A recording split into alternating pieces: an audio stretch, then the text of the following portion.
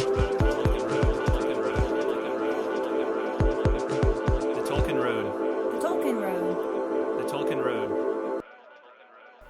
Hey there, fellow travelers. Welcome to the Tolkien Road, a long walk through Middle-earth. On this episode, we continue our journey through The Lord of the Rings with Book 3, Chapter 2, The Riders of Rohan. Before we get started, why not hop on over to iTunes and leave the Tolkien Road a rating and feedback? It's a great way to show your support for the show and takes less than a minute. Thanks for listening and enjoy. Hello everyone, welcome to the Tolkien Road. Another episode, number 82. I can't believe it. 82. 82 episodes. Golly. Yeah, that's a lot. It's a lot. It's a almost like 100. Especially with, the prep and everything that goes into these.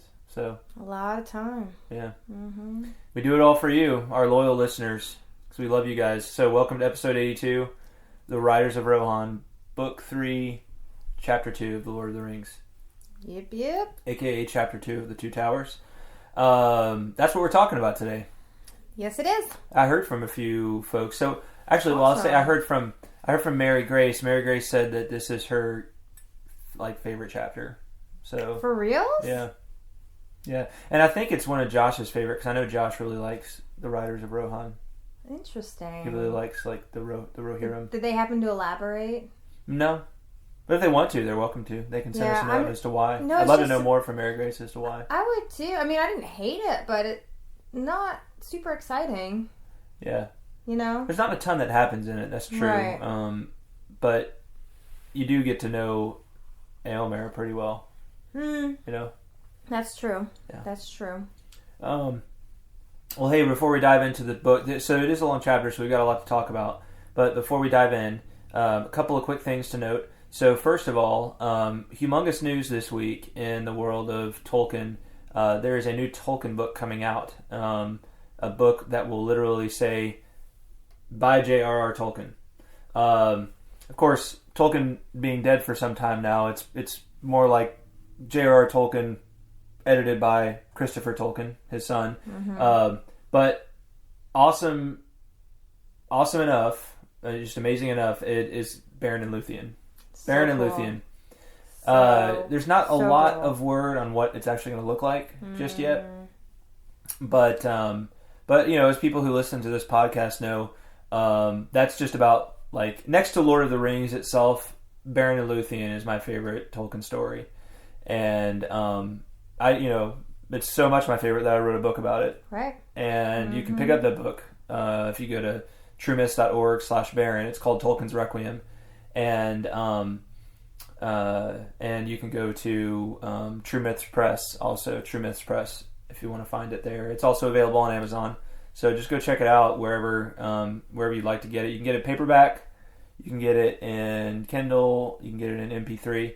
But, really, I just hope you go read the story. I mean, it'd be great if you bought my book, but at the end of the day, I just hope everybody who listens to this podcast does themselves the solid of going and reading Beren and Luthien. Read chapter 19 of the Silmarillion. Good. It's so good. And then buy this book from Tolkien when it comes out in May of 2017. And then listen to our episode about it if you haven't already. We actually did 2 episodes That's about right, it we did, because it's a long. It's so dense. There's so much in it. Yeah.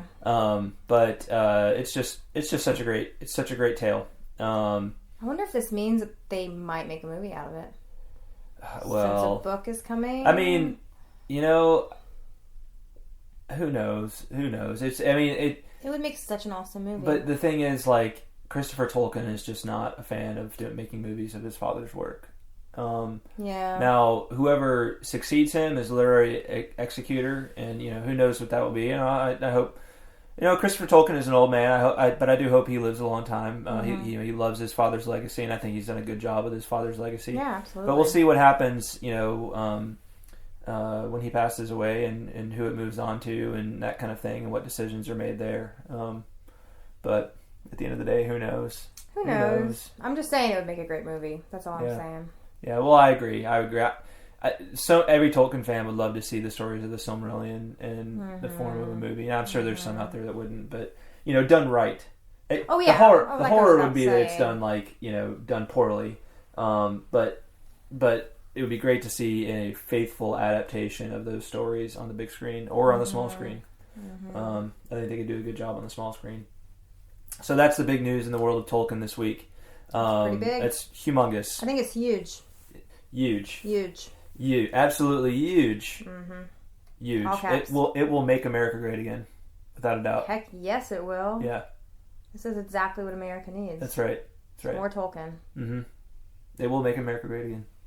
Yeah. And then we've got, speaking of America, we've got a note from Greg UK. Greg University. Nice. Greg. Nice link right there. Nice lead in. Right. Greg University of Kentucky, as I like to call him. Is that the what Wildcat? it is? No. Okay, because I thought we talked about this before. He actually wrote in, and he said he had a couple of things to say. One of the things he says is also, yes, it is UK, is in the United Kingdom, not the University of Kentucky. And I would appreciate it if you read all my correspondence with a British accent from now on. Greg UK says, "Hi guys, just listen to your breakneck trek through the Silmarillion, and it makes me want to read it again. Do read it again. I got the History of Middle Earth books last month, so need to make a start on them. They're massive. Yes, they are. And we're gonna. I don't know if we'll ever just do a walk through of the history of Middle Earth, because we might not finish until we're 150 years old. But we'll probably pick out a lot of the best stuff. The stuff that's really worthwhile talking about in there, and go through that at some point after we finish Lord of the Rings, and we might even dip into a little bit of it here and there as little interstitial episodes. So he continues. I just wanted to clarify a couple of bits. The words for the haiku theme are meant to start on the high part, and each syllable is a high beat. So when it goes... okay. So and each syllable. So we've been doing it wrong. Yeah, we've been doing it wrong. That's why it hasn't lined up perfectly. So we'll try it today. Yeah. We'll make sure we try it the right way today. And then he says also, yes, it is UK, as in the United Kingdom, not the University of Kentucky. It sounds like you've got listeners from all over the world, which is great. Party on. Heck yes. Yeah, that's awesome. Party on, Greg. Thanks, Greg. Party on. Great hearing from you. As always. All right, well, let's talk about the Riders of Rohan. Let's do it. So let's start off with getting the lay of the land. The last few chapters in Lord of the Rings have been set kind of around the region of Éomer, Falls of Rauros. And if you refer to the map, that's where it starts out today. Because if you'll recall, Aragorn, Legolas, Gimli, they just said goodbye to Boromir. They sent him down the river. Right. And they sent his body down the river. And now they're going off to pursue the orcs that carried away Merry and Pippin. Right? They've decided that Frodo and Sam, they can't be of any more use to them. In fact, they're probably just going to hinder them if they try to follow them. So they're going to go try to rescue Merry and Pippin. Right. And so that's where this week's episode leads off. So if you look at one of the maps, if you look at map 4, or if you look at map 4 is probably the best one.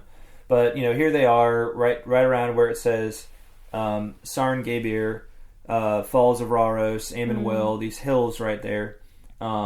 They're leading off from there, and then they kind of move west towards Entwash, up here into the region called Rohan. Okay. Really, they're in Rohan. They've been in Rohan, as I understand it, since they've come down the river and since they were in Éomer.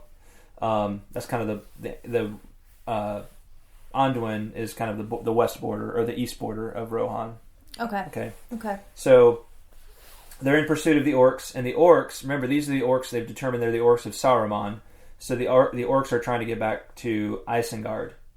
At least the lead orcs seem to be the orcs of Saruman, and so they're heading over this way to get back to Orthanc, Isengard, and report back to Saruman. Got it. Because he wants the halflings. So that's the way Aragorn and company are going. Yeah, so they know they're going that way, so they're chasing them. So yeah, they're in pursuit. Their goal is to rescue Merry and Pippin, and they're hoping that they're still alive. I'll just read the opening bit here to kind of set the stage. Dusk deepened. Mist lay behind them among the trees below and brooded on the pale margins of the Anduin, but the sky was clear. Stars came out. The waxing moon was riding in the west, and the shadows of the rocks were black. They had come to the feet of stony hills, and their pace was slower, for the trail was no longer easy to follow. Here the highlands of the Eamon ran from north to south in two long, tumbled ridges. The western side of each ridge was steep and difficult, but the eastward slopes were gentler, furrowed with many gullies and narrow ravines. All night the three companions scrambled in this bony land, climbing to the crest of the first and tallest ridge, and down again into the darkness of a deep winding valley on the other side. So that sets the stage a little bit, and as part of this, not shortly thereafter, Aragorn gains a little glimpse to the south of the white peaks that are part of Gondor. And so that's annoying. Computer just shut down. All right, there we go. Or went to sleep or something. Anyway, and he's inspired by it. So he says a little poem. You want to read the poem? Oh yeah, I was wondering what that was about. It seemed to kind of come out of nowhere. It says, it says the white mist shimmered in the water veils, and far off to the left, 30 leagues or more, blue and purple stood the white mountains, rising into peaks of jet, tipped with glimmering snows, flushed with the rose of morning. So just read the poem. Right. The verse. Gondor, Gondor, between the mountains and the sea, west wind blew there, the light upon the silver tree fell like bright rain in gardens of the kings of old. O proud walls, white towers, O winged crown and throne of gold. O Gondor, Gondor, shall men behold the silver tree, or west wind blow again between the mountains and the sea? That was real nice, Greta. Thanks. Did you write I thought about trying to sing it, but yeah. Yes, I did write it, actually. Yeah. Oh, well done. Tolkien asked me, he's like, hey, I want to do this poem about Gondor. You have some input? Yeah. Nice. It's real nice. It's just amazing how they can, just spout off these beautiful lines of verse, just randomly. Well, this is Aragorn we're talking about. I mean, he's... Legolas does the same thing. Well, Legolas is an elf, though. That's true. That's true. So, I mean, if you've been living for, 20,000 years or something like that, you probably have just, thought of poems for everything. I probably have. Mastered the skill. Yeah. Yeah. So just a beautiful little tribute to Gondor, the kingdom of which Aragorn is the rightful king, but to which he has not really returned as king yet. Right. Yet. Yes. But his heart belongs to that country. So they're pursuing the orcs, and they come upon different evidence of what the story is with the orcs, and one of the things they stumble upon next is this: they followed their enemies now by the clear light of day. It seemed that the orcs had pressed on with all possible speed. Every now and again, the pursuers found things that had been dropped or cast away: food bags, the rinds and crusts of hard gray bread, a torn black cloak, a heavy iron nailed shoe broken on the stones. The trail led them north along the top of the escarpment, and at length they came to a deep cleft carved in the rock by a stream that splashed noisily down. In the narrow ravine, a rough path descended like a steep stair into the plain. So, again, they're finding kind of evidence that the orcs are leaving behind of the path that they're following. So that's how they're able to catch them. And then they come upon something really surprising. They come upon the brooch of an elven cloak. Right. I think you said brooch. Brooch, sorry. That's what I said. Yeah, you said brooch. That's, which rhymes with hooch. If you're cooler, you say it that way. No, it's rhymes brooch. With pooch, too. Huh? Rhymes with pooch. I know, but that doesn't sound right. It's a brooch. Greg UK will back me up on this, I guarantee it. It's a brooch. Yeah. The Queen of England he wears would back, many he of them. would back you up being a University of Kentucky fan. I'll tell you what. No, he would back you up That's right. by saying it brooch if he was a UK fan. Since he's from England. He would back me. Anyway. Brooch. We digress. Yeah. Brooch. All right. Very well. The brooch of an elven cloak, cried Legolas and Gimli together. Maybe we can say it together and I'll say it as Gimli and you can say it as Legolas and you can say it all properly and then I'll say it as Gimli. There you go, that works. 1, 2, 3. The brooch of an elven cloak. Oh, we're supposed to say the whole thing? Okay. 1, 2, 3. The brooch of an elven cloak. Wait a minute. I can see them just arguing about how you say brooch right there. Wait a minute. It's brooch. It's brooch. And I'll hew you with my dwarf axe if you disagree with me. I'll shoot you with my arrow. That's right. Okay. Now we have that settled. We settled it. We'll agree to disagree. We'll just agree to disagree. And you're not invited to the pancake social on Saturday. Not idly do the leaves of Lorien fall, said Aragorn. This did not drop by chance. It was cast away as a token to any that might follow. I think Pippin ran away from the trail for that purpose. So they know for sure that this is evidence that Pippin and Merry may be alive because they know that this came from them and they know that they wouldn't have just dropped it or that the orcs wouldn't have left it behind, without purpose. Right. And so their thought is, okay, they left it as a sign that we're okay and to keep pursuing. Right. That was very smart of them. Yeah, it was. That was good thinking under strenuous circumstances on the part of the half. I'm pretty sure that Pippin would say brooch. Brooch! He probably would. Yeah.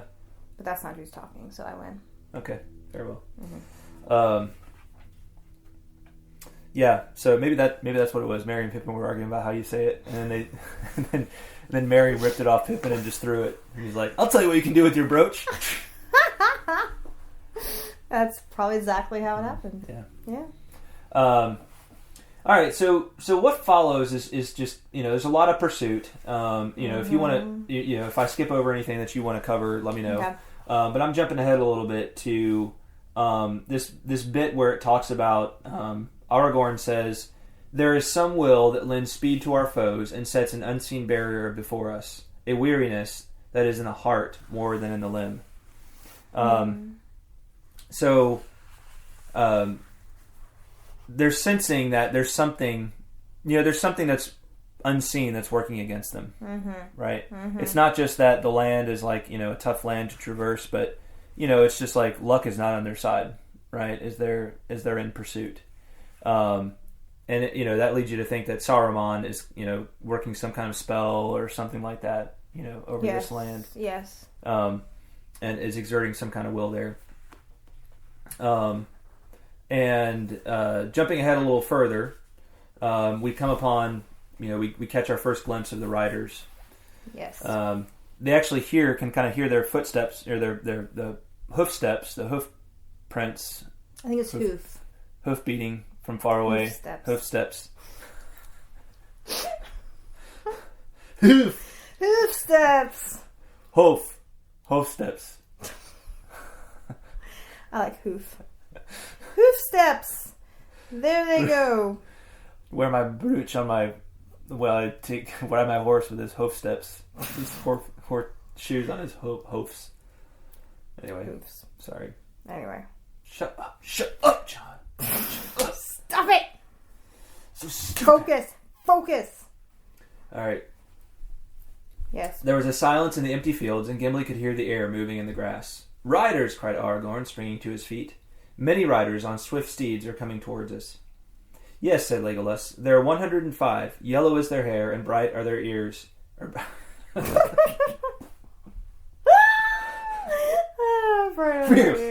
Spears. Bright are their brooches. What? What in the world is going on? Oh, yikes. Downward spiral. Yeah. "Yes," said Legolas. "There are 105. Yellow is their hair, and bright are their spears. Their leader is very tall." And apparently counting quickly is another skill that Legolas has mastered. And then I like this part. Aragorn smiled. "Keen are the eyes of the elves," he said. And I read that and I was like, is Aragorn making fun of Legolas there? Keen are the eyes of the elves. Yeah, because it says he smiled, and then he says, keen are the eyes of the elves. I don't think... And it's like, all right, Mr. Smarty Pants, do you want to tell me, like, how many birds there are in the trees over there? Or, you want to tell me how many flies there are, and, over there? He may be poking a little fun at him. It was just a funny line to me. Mm-hmm. Like, Aragorn smiled. Keen are the eyes of the elves, he said. Or maybe he's like, yeah, of course, everybody can see that, Legolas. Yeah, I was like, thank you, Captain Obvious. Thanks, Captain Obvious. Hey, guys, get a load of Legolas. He always thinks he knows more than us. Right, Gimli? Am I right? But then Legolas comes right back, and he's like, no, they're actually only 5 leagues away, so, like, you should have seen them, too. Yeah. And Aragorn's like, I did. That's why I was saying, keen are the eyes of the elves. Like, Doofus. Okay. Dofus. Yeah, Dofus. Dofus. Brooch.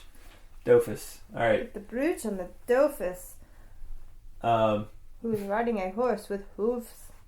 Let's see. Keen are the eyes of the elves, he said. Nay, the riders are little more than 5 leagues distant, said Legolas.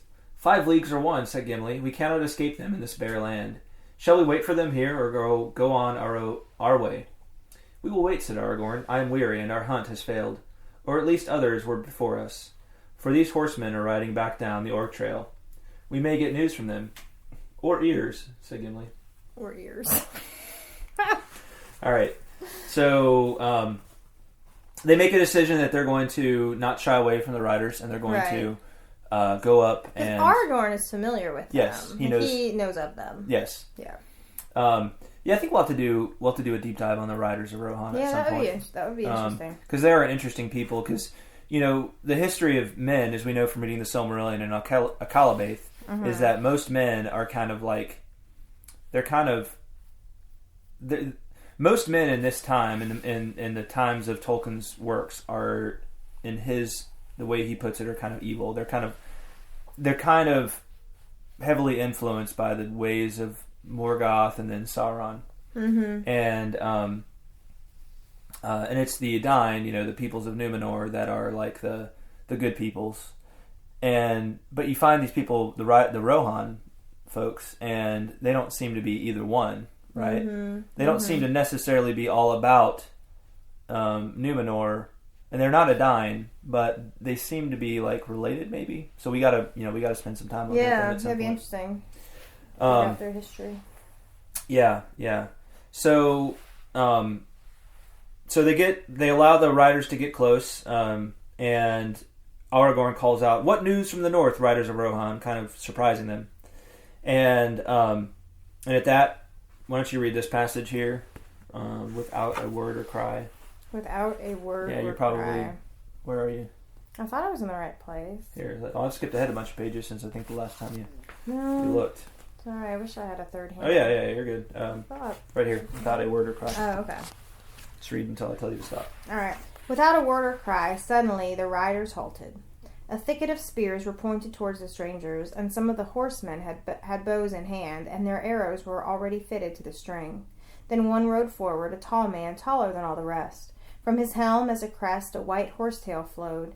He advanced until the point of his spear was within a foot of Aragorn's breast. Aragorn did not stir. "Who are you, and what are you doing in this land?" said the rider, using the common speech of the West, in manner and tone like to the speech of Boromir, man of Gondor. "I am called Strider," answered Aragorn. "I came out of the north. I am hunting orcs." The rider leaped from his horse, giving his spear to another who rode up and dismounted at his side. He drew his sword and stood face to face with Aragorn, surveying him keenly and not without wonder. At length he spoke again. "At first I thought that you yourselves were orcs," he said, "but now I see that it is not so. Indeed, you know little of orcs if you go hunting them in this fashion. They were swift and well armed, and they were many. You would have changed from hunters to prey if ever you had overtaken them, but there is something strange about you, Strider." He bent his clear bright eyes upon the ranger. "That is no name for a man that you give, and strange too is your raiment. Have you sprung out of the grass? How did you escape our sight? Are you elvish folk?" "No," said Aragorn. "Only one of us is an elf, Legolas, from the woodland realm in distant Mirkwood. But we have passed through Lothlorien, and the gifts and favor of the lady go with us." The rider looked at them with renewed wonder, but his eyes hardened. "Then there is a lady in the Golden Wood, as old tales tell,"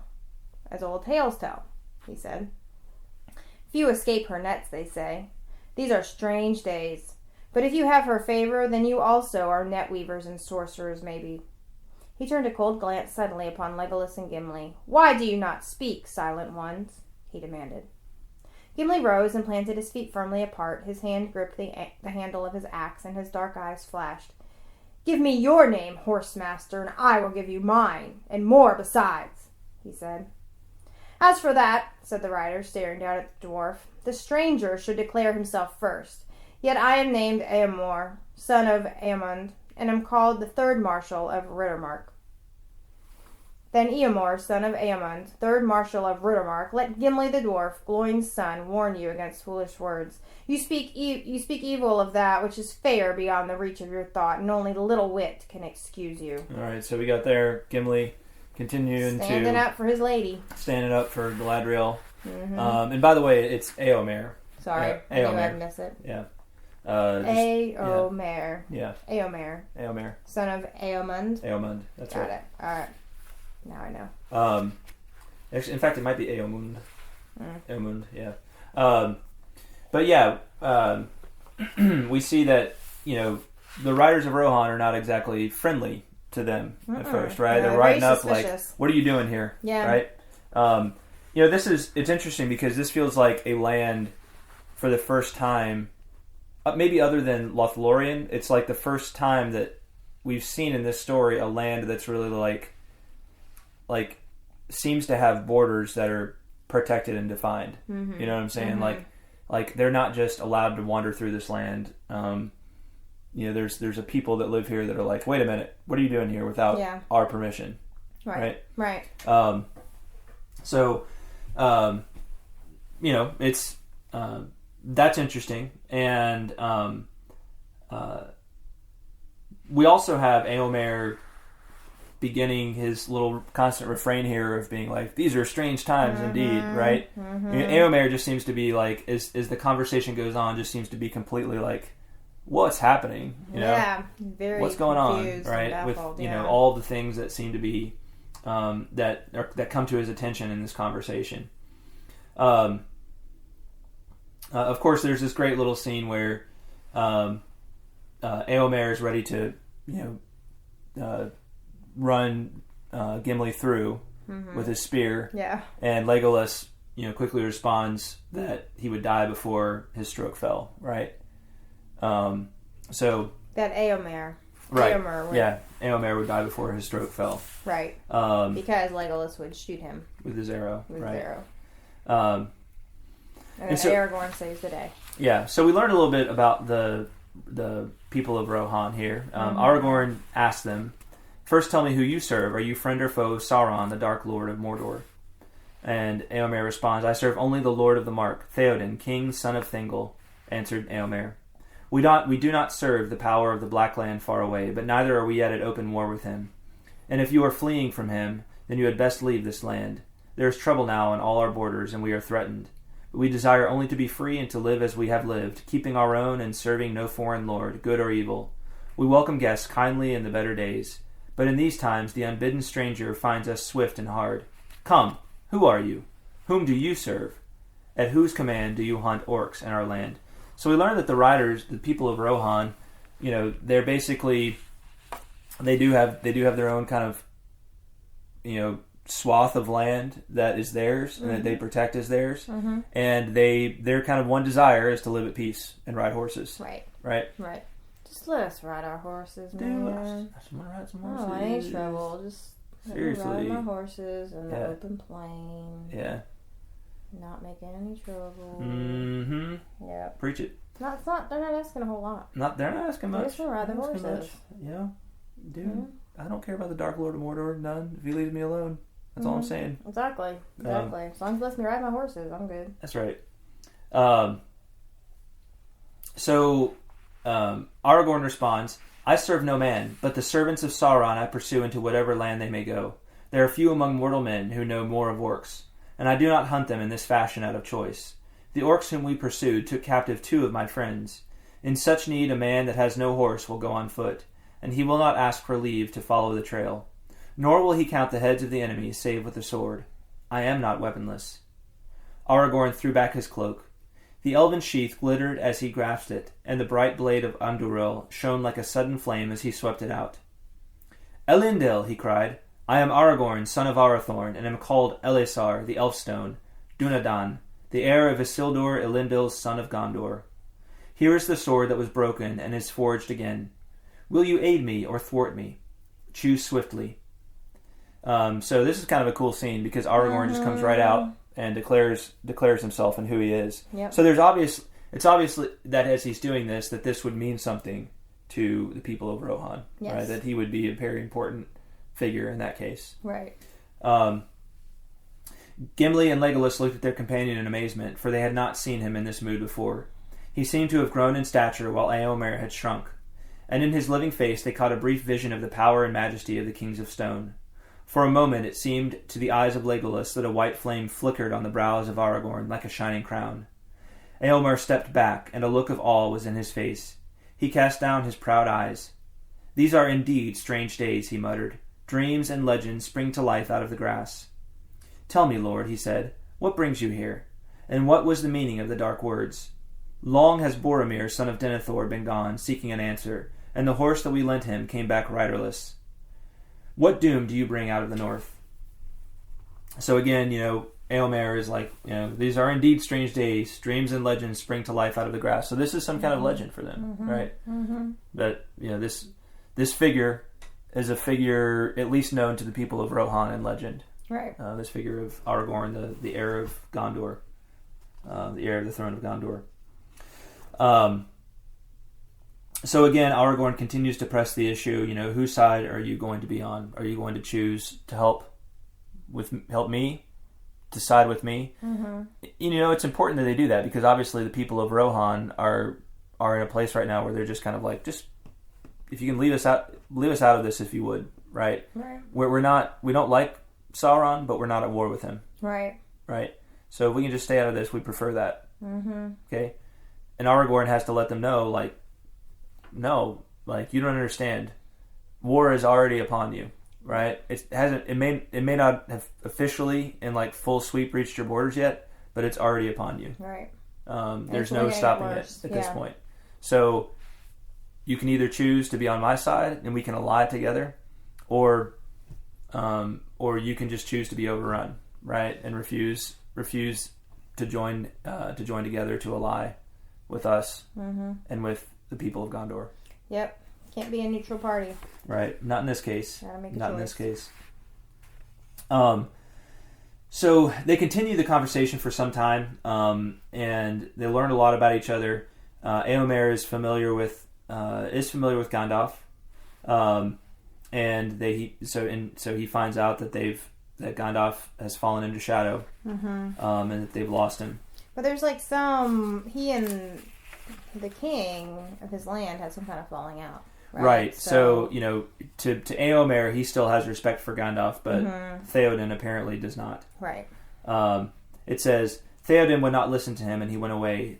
Speak not the name of Gandalf loudly in Theoden's ears. He is wroth. For Gandalf took the horse that is called Shadowfax, the most precious of all the king's steeds, chief of the Meras, which only the Lord of the Mark may ride. For the sire of their race was the great horse of Eorl that knew the speech of men. 7 nights ago, Shadowfax returned, but the king's anger is not less, for now the horse is wild and would let no man handle him. That's an interesting little note there. That Shadowfax, having been ridden by Gandalf, a Maiar, now won't let a mere man ride him. Yeah. Yeah. It's also interesting to note that Shadowfax is descended from a line of horses that could speak with men. So he's like a Mr. Ed. Well, that makes him sound not very cool. I know. No, what? What are you trying to say about Mr. Ed? Why did you have to broach that subject? Sorry, I didn't mean to broach that subject. Okay. But he sounds like a super cool horse. Mm-hmm. So he can still know the language of men. It's just that he won't let men ride him. Right. He can say, "Stay away, man. Yeah. You may not ride me." Talk to the hoof. Talk to the hoof. The hoof. The hoof. Yeah. So, where were we? Yeah. Talking about Shadowfax and Gandalf. Well, why don't you tell us what you want to talk about, Greta? Because, yeah, go ahead. Well, I would talk about Mr. Ed. And you apparently... No, I'm just kidding. No, I was just going to say that... shall not be named. You shall not be named. That the writers are also, when they mention the hobbits, they're like, huh? Hobbits? What are they? And then they call them... Then they're like, oh, these are also the same people that are called halflings. And then they're like, oh, halflings. We thought they were just like in songs and poems. Like, we didn't know that they were for real. Right? Mm-hmm. And so it's funny. It seems, I feel like I can't say his name. Éomer must be having some kind of like out of body experience because he's just like all these, like he's heard of all these things, but he didn't know that they were real. He probably feels like he's kind of in the Twilight Zone. Yeah. Do we walk in legends or on the green earth in the daylight? Right. Yeah. He's like, I don't know what's going on anymore. Like it's just too much, you know? It's like sensory overload. Yeah. You know, you're finding out all these things that you thought were just fiction are actually not. And it's kind of mind blowing for him. I feel a little bad for him. I'm sure he's like totally overwhelmed by everything. It's like, dude. And then he also gets the news that Boromir's dead and Gandalf's fallen into shadow. It's just like, dude. Just like, I just thought I was out for a nice ride through the mark on my horse. Yeah, it's like we just defeated the orc army. Kill some orcs. Yeah, you know, like we just had an awesome victory. Just another day's riding in Rohan. Yeah, right. And then you guys come and like ruin it. Mm-hmm. He's got to be like, stop it. Yeah. Just stop it. Stop. Whoa. Yeah. You're blowing my mind here. Blowing my mind. I'm surprised he didn't just ride away, honestly. Yeah. I think I would have just gotten on my horse and left. Mm-hmm. I'm like, I don't need this in my life. See y'all later. Yeah. That's it. I have enough of this. Yes. I got my own problems to deal with. Talk to the hoof. Yeah. So poor riders. Poor riders. That's right. Mm-hmm. Now, Aragorn has a new choice because after getting to know him, Éomer wants Aragorn to come with him. Right. And Aragorn, although he's glad to hear that they want him to come with them, he basically says, no, we have to continue trying to find our friends. He says, right. I thank you for your fair words, and my heart desires to come with you, but I cannot desert my friends while hope remains. And Éomer says, hope does not remain. You will not find your friends on the north borders. Yet my friends are not behind. We found a clear token not far from the east wall that one at least of them was still alive. But between the wall and the downs we have found no other trace of them, and no trail has turned aside, this way or that, unless my skill has wholly left me. Then what do you think has become of them? I do not know. They may have been slain and burned among the orcs. But that you will say cannot be, and I do not fear it. I can only think that they were carried off into the forest before the battle, even before you encircled your foes, maybe. Can you swear that none escaped your net in such a way? So that Aragorn signals his intent that they're going to continue to pursue the hobbits, and finally their conversation soon comes to an end. We do have Éomer there with this really kind of poignant little cry where he says, "How shall a man judge what to do in such times?" Right? He says. Mm-hmm. It is hard to be sure of anything among so many marvels. The world is all grown strange. Elf and dwarf and company walk in our daily fields. And folk speak with the Lady of the Wood and yet live. And the sword comes back to war that was broken in the long ages, ere the fathers of our fathers rode into the mark. How shall a man judge what to do in such times? And I liked Aragorn's, I think that's an easy way to feel. Oh, a lot of times. I think a lot, modern world, I think it's easy to feel that way. Mm-hmm. And Aragorn says, as he has ever judged, good and ill have not changed since yesteryear, nor are they one thing among elves and dwarves and another among men. It is a man's part to discern them, as much in the golden wood as in his own house. Éomer says, true indeed, but I do not doubt you, nor the deed which my heart would do. Yet I am not free to do all as I would. It is against our law to let strangers wander at will in our land until the king himself shall give them leave. and more strict is the command in these days of peril. I have begged you to come back willingly with me, and you will not. Loth am I to begin a battle of 100 against 3.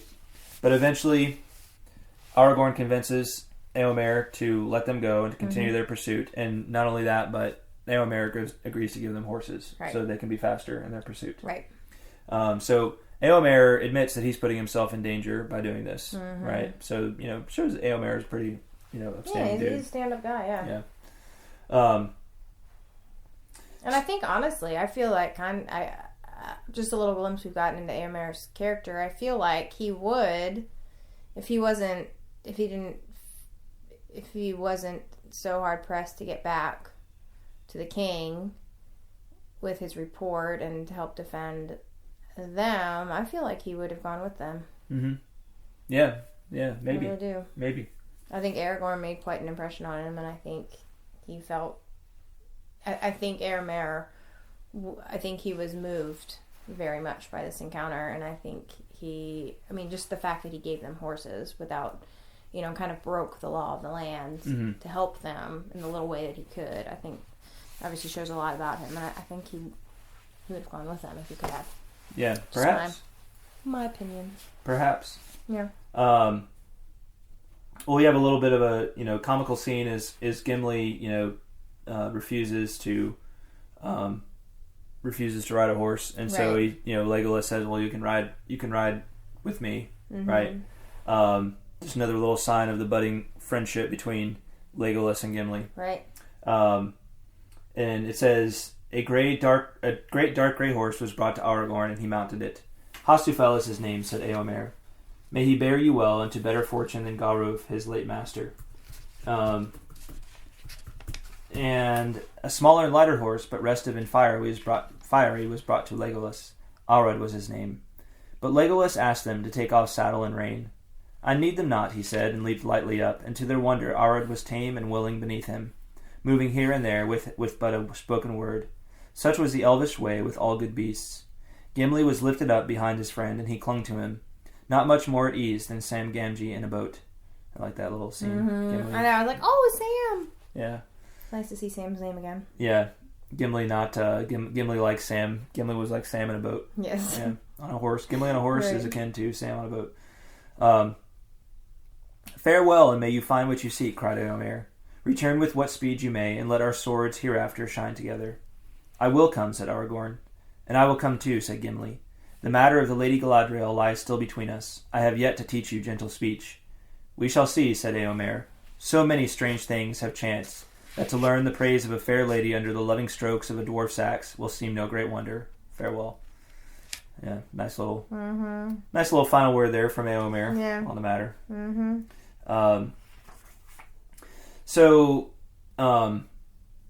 A bit later, as they're talking, Gimli and Legolas and Aragorn are again by themselves, discussing, everything that's going on.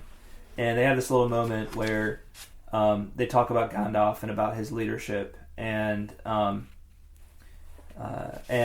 they're talking about whether it was good that the hobbits came with them or not. Merry and Pippin. Yeah. And Gimli says, Gimli's kind of despairing at this point that they're even going to find them. He says, "We have been set many riddles since we came to Tol Brandir, but this is the hardest to unravel. I would guess that the burned bones of the hobbits are now mingled with the orcs. It will be hard news for Frodo if he lives to hear it, and hard too for the old hobbit who waits in Rivendell. Elrond was against their coming." "But Gandalf was not," said Legolas. "But Gandalf chose to come himself, and he was the first to be lost," answered Gimli. "His foresight failed him." "The counsel of Gandalf was not founded on foreknowledge of safety, for himself or for others," said Aragorn. "There are some things that it is better to begin than to refuse, even though the end may be dark. But I shall not depart from this place yet. In any case, we must here await the morning light." Yeah, that's a great little line from Aragorn. Again, Aragorn just shows himself to be this real beacon of wisdom, even though, at times he shows doubt of his own competency and that kind of thing. Yeah. But he frequently shows himself to be quite wise. And he says, well, look, the counsel of Gandalf was not founded on assurance of safety, right? Right. All he knew was that it was the right thing to do, and so he went and did it. Very selfless. Right.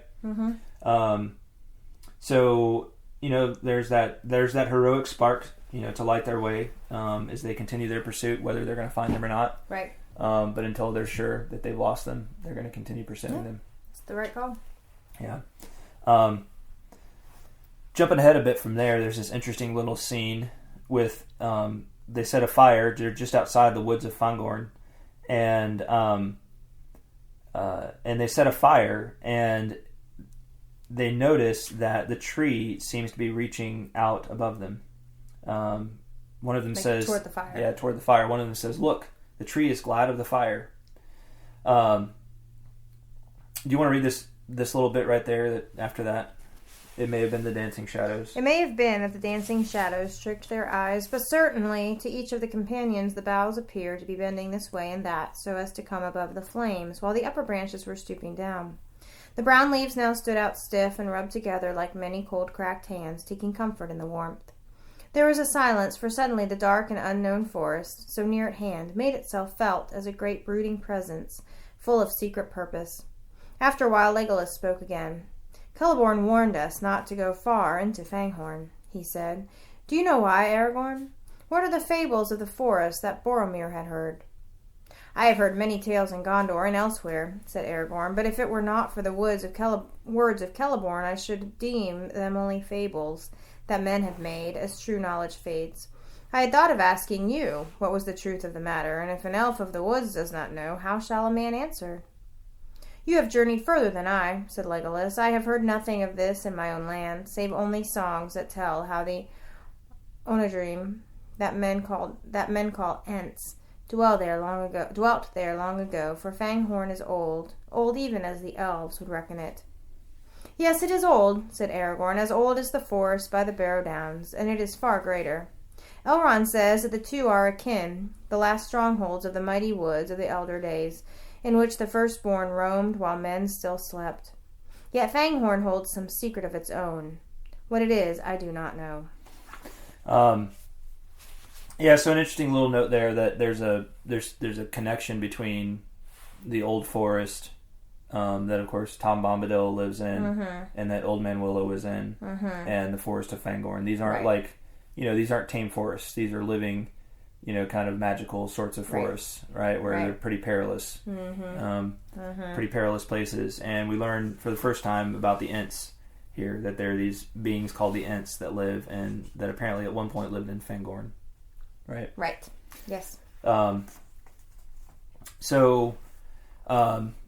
They have their fire going, and some of them fall asleep. And Gimli sits hunched by the fire, running his thumb thoughtfully along the edge of his axe. The tree rustles, and there was no other sound. And suddenly he looked up, and there, just on the edge of the firelight, stood an old bent man, leaning on a staff and wrapped in a great cloak, his wide-brimmed hat pulled down over his eyes. Gimli sprang up, too amazed for the moment to cry out, though at once the thought flashed into his mind that Saruman had caught them. Both Aragorn and Legolas, roused by his sudden movement, sat up and stared. The old man did not speak or make a sign. "Well, father, what can we do for you?" said Aragorn, leaping into his feet. "Come and be warm if you are cold." He strode forward, but the old man was gone. There was no trace of him to be found near at hand, and they did not dare to wander far. The moon had set, and the night was very dark. Suddenly Legolas gave a cry. "The horses! The horses!" The horses were gone. They had dragged their pickets and disappeared. And that's the last they see of the horses for now. So, so... And then that man just, magically disappears. He just disappears, right? And it says, okay, so it says he was an old, bent man, leaning on a staff, and wrapped in a great cloak, with a wide-brimmed hat, pulled down over his eyes. I mean, it's really interesting. It's like, who is this? It is. It's really bizarre. Yeah. I don't know who it could be. Now, Gimli thinks it's Saruman. Right, because there's someone who, he says, remember the words of Éomer. He walks about like an old man, hooded and cloaked. Those were the words, yeah. So Gimli thinks it was Saruman, but Aragorn casts a bit of doubt on that, and that seems the most likely culprit, right? After all, they're not too far from Orthanc, from where the tower in which Saruman lives, and they know that his will has been kind of, we had that earlier a little bit in the chapter where talks about a strange, kind of a will that's working against them. Right. A hidden will that's working against them. Mm-hmm. But Aragorn casts a bit of doubt on Gimli's assertion that it's Saruman. He says, "I marked also that this old man had a hat, not a hood. Still, I do not doubt that you guessed right and that we are in peril here by night or day." So he basically just says, look, the guy was wearing a hat and not a hood. Mm-hmm. So it's not exactly a match for what Éomer described, right? It's pretty close. Pretty close, but it's not exactly a match. Right. But he says, you're probably right, but there's still room for doubt. Yeah, it's interesting to me, though, that Aragorn didn't seem at all frightened of him. Mm-hmm. Like, I mean, he called him father, mm-hmm. right? And he invited him to come warm himself by the fire. So, I don't know. I feel like if it was Saruman, I feel like with his strider, right, his ranger instincts, that he would have been like, whoa. Mm-hmm. Like he would have at least been a little put off. Yeah. But just the fact that he was not at all, it seemed to be at least, not at all unhinged mm-hmm. by this occurrence, that maybe it's not Saruman.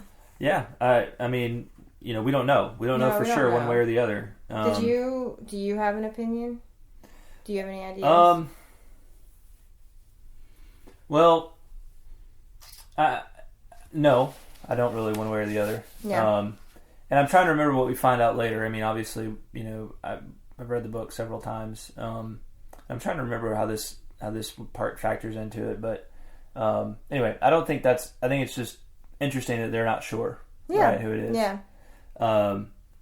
And that there is some ambiguity, even though they feel strongly. And this guy obviously sends their horses away, so he seems to be messing with them, right? Mm-hmm. He's not for them. It doesn't appear. So what is he trying to do? Unless the horses just got spooked. I mean, horses do spook easily. They do get spooked.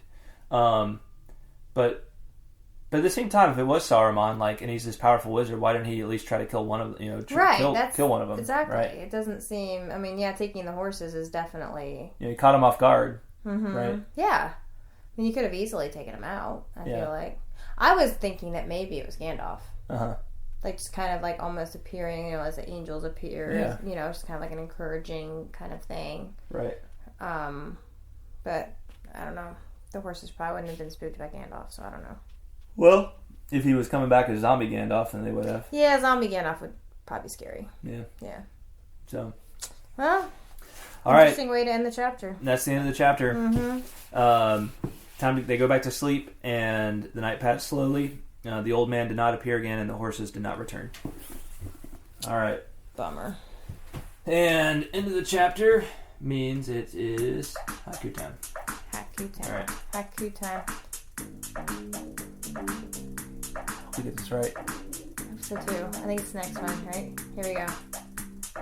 1, 2, 3, 4, 5, 6, 7, 8, 9, 10, 11, 12, 13, 14, 15, 16, 17. Let's it up. 19, 20. Hold on, let's try it again. All right. He says each syllable is a high beat. So when we get to 11, we stretch it. Right? We'll just, I don't know. Isn't that what he said? Yeah. I think we were on the right rhythm before. Let's try it And that each way. syllable is a high beat. Okay. 1, 1, 2, 3, 4. No, that's not right. He said each syllable, each high part. All right, you do it. No, I don't. Go ahead. You think you're so smart? Go ahead. Queen Brooch. Right. Queen Brooch. That's my new name. Okay. All right, here we go.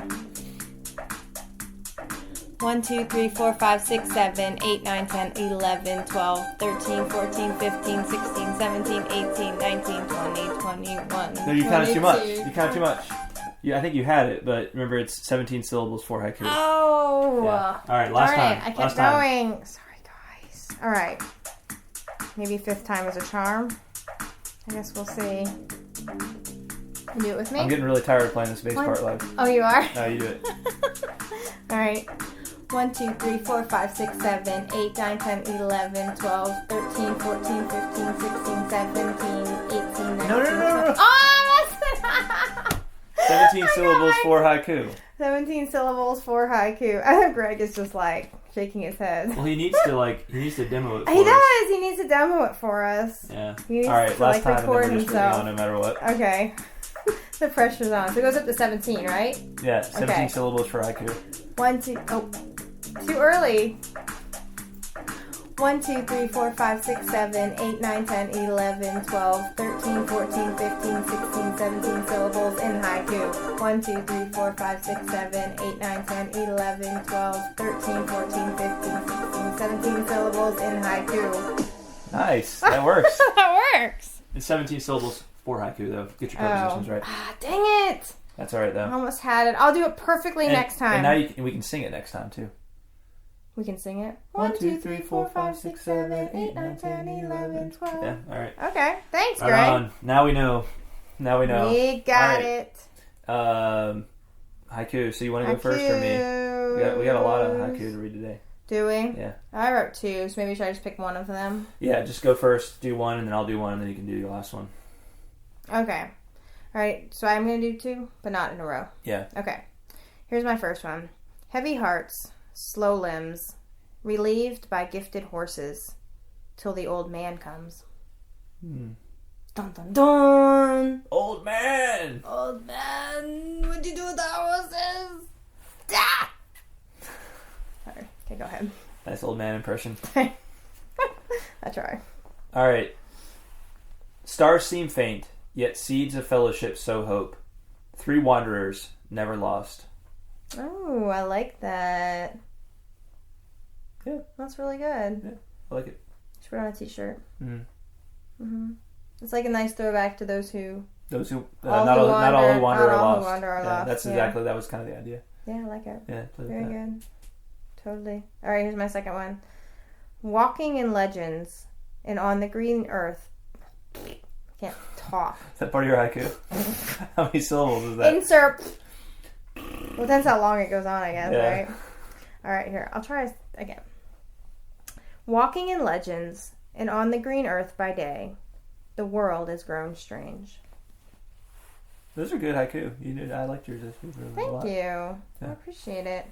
I was kind of proud of the second one. Yeah, the first one was good too. Oh, thanks. Mm-hmm. Yeah. All right.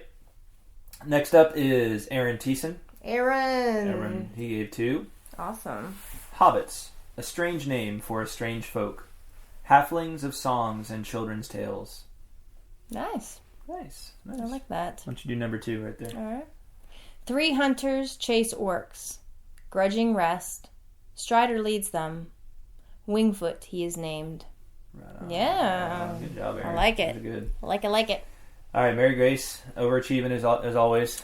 3. 3. Yeah. Of course, she did say this was her favorite chapter. So. Oh, that's true. Yeah. Yeah. All right. I'll do the first one, and the third one you do the second one. Okay. Dusk deepens slowly. The 3 hunters track onward, moving silently. Nice. Good. Nice. Good. All right, number 2. Leaves of Lorien do not fall without purpose. Hope and life they bring. Nice. Very good. I like it.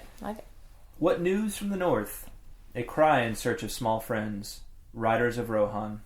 Nice. Yeah. Good job, Mary Grace. Well Good done. All right, we have a longer one from Matt Scarrance, who commented a few weeks ago for the first time.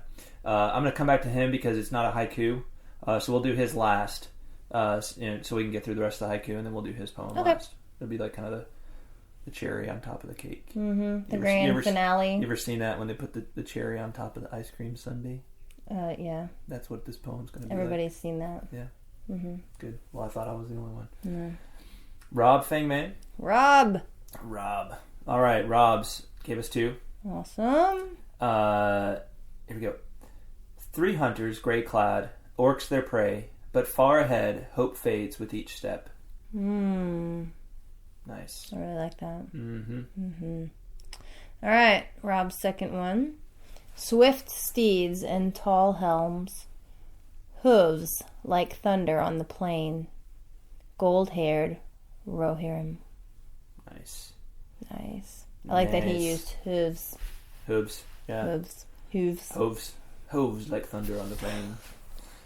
Good job, Rob. Yep. Good stuff. Very good. Josh, he's back. he's back. Comic-Con must be over. Yeah. He's emerged from the Comic-Con underground. Can you do that in Nashville too? They do? Somebody told me that today. They have one in Yeah, they have one in Nashville. Oh, interesting. Apparently The Walking Dead are there and signing autographs and stuff. Uh-huh. Mm-hmm. Oh. Maybe we should check it out. What is it? I don't know. I'll have to Google it. Yeah, maybe we should go and set up a booth for the Tolkien Road. Oh, maybe we can't. should. Probably cost you an arm and a leg. It probably does cost a lot of money. Whatever. But we're worth it, darn it. That's right. We should get a free invitation. We should. Yeah. Do you know who I am? Do you know who I am? Backstage pass for me now. I want to meet Mark Hamill and Harrison Ford and have my picture taken with him. And I want to drive the Millennium Falcon right now. Alright, Josh Haiku. Éomer, Horse Lord, trusts neither wizard nor dark words, and rides on now. Nice. Very good. Nice. I like it. Good, man, these are all so wonderful. I know. I'm Our like, listeners are the best. They're the best. They are. Okay. Horses are... No, I get to read the second one. I'm sorry. Yes, you do. Yeah. All right, Josh. Number 2. I enjoyed reading the first one so much. I was just like mesmerized. But I wanted in on the action, so here we go. All right. Horses are restless. Demons and raiders attack. Chief sits and watches. Yeah, I was puzzled by that when I first read it. Things that make you go, Things that make you go, Things that make you go, It's really beautiful. I'm just trying to wrap my brain around it. Mm-hmm. Horses are restless. Yeah. Demons and raiders attack. Chief sits and watches. Chief sits and watches. Oh, Saruman. Maybe. Yeah, it's good. Perhaps. All right, Matt Scarrance. I think this is supposed to be kind of in a more of like an Anglo-Saxon sort of style of poetry. You know, what does that mean? Well, just listen and see if you can figure out what that means. Okay. Lo, leagues upon leagues, orc folk hunting, of thrice their number, 3 remaining. What kindreds were these that evil hunted? First the elf far-sighted, the Weald dweller, his long glance likened to his long arrows. Then the dwarf dower of caverns deep mind, his kin the shortest of the 3 strongest. Now lastly the leader of Westmen chieftain, by Éomer, Éomen's son, Wingfoot named. Horseless and horse lord's land, swiftly went they, from that I have told of them. Their names tell me. Yeah, I hope I got that last part right in terms of the emphasis, but wow, that's really cool. So do you kind of hear what the music of it is? Yeah, it is definitely melodic. Yeah. Mm-hmm. Well, it's got a lot of alliteration, right? Yes. The Anglo-Saxon poetry is very heavy on alliteration, so yeah. You got like dwarf dower and lo, leagues upon leagues. First the elf far-sighted, long glance likened to his long arrows, dwarf dower of caverns deep mind. Lastly the leader, Éomer, Éomen's son, horseless and horse lord's land, right? So yeah, that was really cool. That is really very cool. Mm-hmm. Nice stuff, Matt. Yeah, thanks, Matt. Right on. Well, good job, everybody. Yes, you guys rock. That was seriously awesome. Great haiku and poetry. Good job. All right, well, definitely fantabulous. That is a wrap for this week's episode, I believe. You got anything else to add? I think you're right. No, I don't. All right. It's definitely a wrap. Good job. Yeah. Good job. All right. Well, thanks for listening, everybody. And yes, thank you. Next time, Book 3, Chapter 3, the Uruk-hai. So just get your haiku in. Try to get it in by next Wednesday, which is I think it's the 26th. Yeah, it would be the 26th. So if you can have it in by then, that's ideal. Yeah. And we will talk at you next time. We will. Right on. We'll be here, so you guys be here too. Right on. Yeah. All right. Thanks for listening, everybody. Yes, thanks, y'all. Take care. Bye.